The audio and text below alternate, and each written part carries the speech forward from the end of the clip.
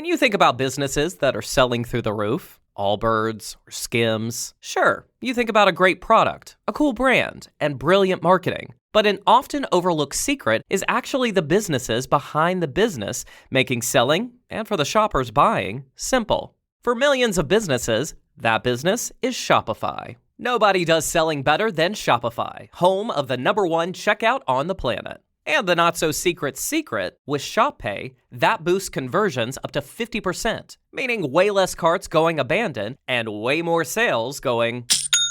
So if you're into growing your business, your commerce platform better be ready to sell wherever your customers are scrolling or strolling on the web, in your store, in their feed, and everywhere in between. Businesses that sell more sell on Shopify. Upgrade your business and get the same checkout Skims uses. Sign up for your $1 per month trial period at shopify.com/audioboom. All lowercase. Go to shopify.com/audioboom to upgrade your selling today. Shopify.com/audioboom. James O'Brien. Alexa, send a comment to LBC. It is 10 minutes to 1. You are listening to James O'Brien on LBC. Neil writes, James, people have tattoos of the Rolling Stones. It doesn't mean that they're members of the band. That's from Neil in Berkhamsted. And, of course, if the tattoos of the Rolling Stones have been digitally added to a photograph of their hand, then the point becomes doubly true. But that was quite a moment. Unfortunately, it is a moment among many. The effective attempt to coerce a journalist into agreeing with a lie during a television interview isn't even shocking anymore. And I guess thanks to Simon Marks, LBC's Washington correspondent, we are better equipped to be unshocked by this than many other observers. And Simon joins me again now because we now know what he chose to celebrate during his 100-day celebration, described by President Trump at a rally in Michigan that you gave us the heads up on yesterday, Simon, as the most successful first 100 days of any administration in the history of our country, according to many, many people. I can think of one person that might typify it as such, but would he be right?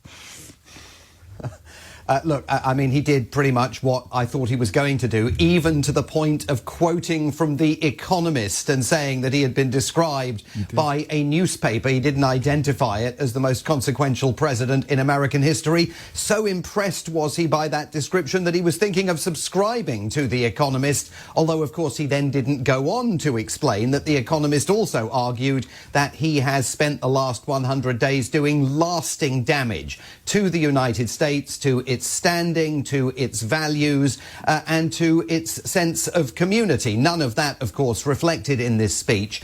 I mean, I think that the speech fired the opening salvos basically in two battles.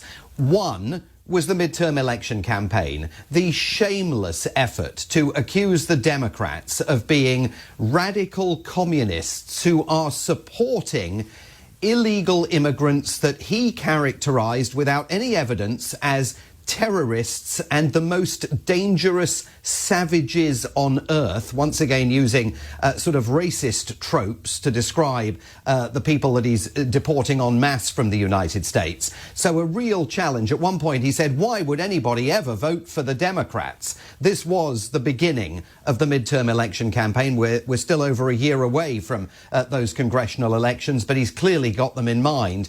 But it was also yesterday, both the speech and that extraordinary, jaw-dropping, baffling exchange with Terry Moran, a salvo in his desire to provoke a confrontation with the courts. He issued an open invitation last night in the speech to the US Supreme Court to step in and stop lower courts from trying to constrain his power. All of that talk about the MS-13 tattoos, and they were photoshopped, and Terry Moran, you know, the M and the S and the 1 and the 3 was added to the picture by the White House, and Terry Moran is one of the most experienced and widely respected journalists in this city. If you wanted to resolve whether Kilmar Abrego Garcia, the 29-year-old locked up in Trump's El Salvadorian gulag, is indeed a leader of MS-13, you'd put him on trial and you'd allow the courts in the United States to adjudicate it. What Donald Trump has done has denied him all legal process, and he was deported in flagrant violation of a judge's order. On the question of the Supreme Court, would it be fair to suggest that Trump was expecting them to be more pliable than they're proving to be at the moment? It's been a mixed bag, James, and, he falsely interprets Supreme Court rulings. So on the issue of Kilmar Abrego Garcia, the Supreme Court, by 9-0, unanimously has said to the American government, you've got to bring him back. You need to facilitate and effectuate his return to the United States. The White House denies that is what the Supreme Court states. And indeed, Donald Trump has now articulated that he's been told by his own advisors that actually the government won in that Supreme Court ruling. And this is one of the reasons why he argues that he's not effectuating and facilitating Mr. Abrego Garcia's return to the United States. So we are now absolutely, completely through the looking glass here. Up is down, black is white, right is left, everything is topsy-turvy. And in that environment, it's not just a challenge to journalists to decide how you try to hold him to account, which is plainly impossible, especially given that he's not surrounded himself with any restraining influences in the White House who can go over to him and say, Mr. President, actually, we lost that case in the Supreme Court. Do you really believe that? It's a huge challenge. Do you really believe there's no one in the White House now that would say that? No one. Absolutely no one. No one at all. Because and that's by I have design. a phrase, Simon. I have a catchphrase on the programme when I say that's not an opinion, that's counting. As if that is the deal closer. You know, if you're actually counting, then all of the other opinions disappear. But he's turned opinion into counting. He is literally claiming the polar opposite. A 9-0 loss is a 9-0 win. Yes, and I think when we say there's no one who can restrain him, it's actually more accurate to say there's no one who is willing to restrain him or even to attempt. I mean, Senator Marco Rubio is a smart guy. You may disagree with him on policy, but he's a bright fella. Yeah. But he has completely turned turtle in this administration. You know, that iconic picture of him when he was in the Oval Office as Zelensky was being mugged by Trump and Vance, and you could actually see Rubio kind of like sinking into the sofa, hoping that it was just going to swallow him whole. But there is no one in any position of, in any ability to restrain Trump, and that is by design. He said all along he was going to do this, fill the government completely with pliant, sycophantic figures, make America great again loyalists wherever he could. And we heard elsewhere in that speech in Michigan yesterday, you know, just breathtaking claims for which there was no factual basis to support them. And he gets, he makes those in the presence of members of his own cabinet who know the truth. Meeting them later today here, who aren't going to say boo to a goose. Petrol, eggs, Doge savings, jobs. It was a long list of claims that are demonstrably untrue. But, of course, in the context of what we've just been discussing, that's quite a double prong, isn't it? The Supreme Court thing and then the photoshopping. Because, of course, it's all very well being surrounded by sycophants, but for this to work or to continue to work, the media has to be brought to heel as well in an equally brutal way. And that perhaps is what we saw yesterday. So while it may appear unhinged, it's possible, again, that Trump knew exactly what he was doing, and he's now sown seeds of malinformation as opposed to misinformation that the journalist, through no fault of his own, and there was absolutely nothing he could do about it, has become an accomplice to.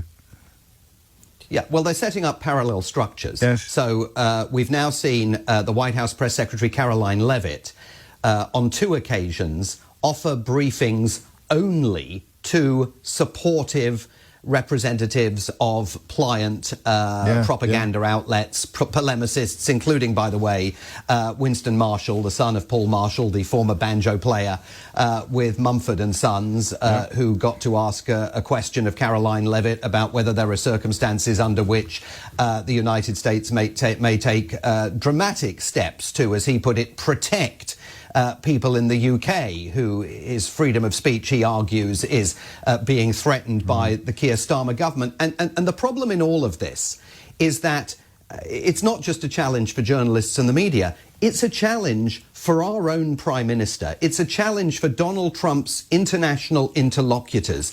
How do you actually think you can deal with someone who is engaging in disinformation, making things up out of whole cloth that impact policy directly? How can you deal with that person in any kind of reliable, trusted fashion? It's going to be enormously complicated. And it makes Ed Davies' question in the House of Commons just half an hour or so ago all the more pertinent. Simon Marks bringing it in bang on time. Thank you.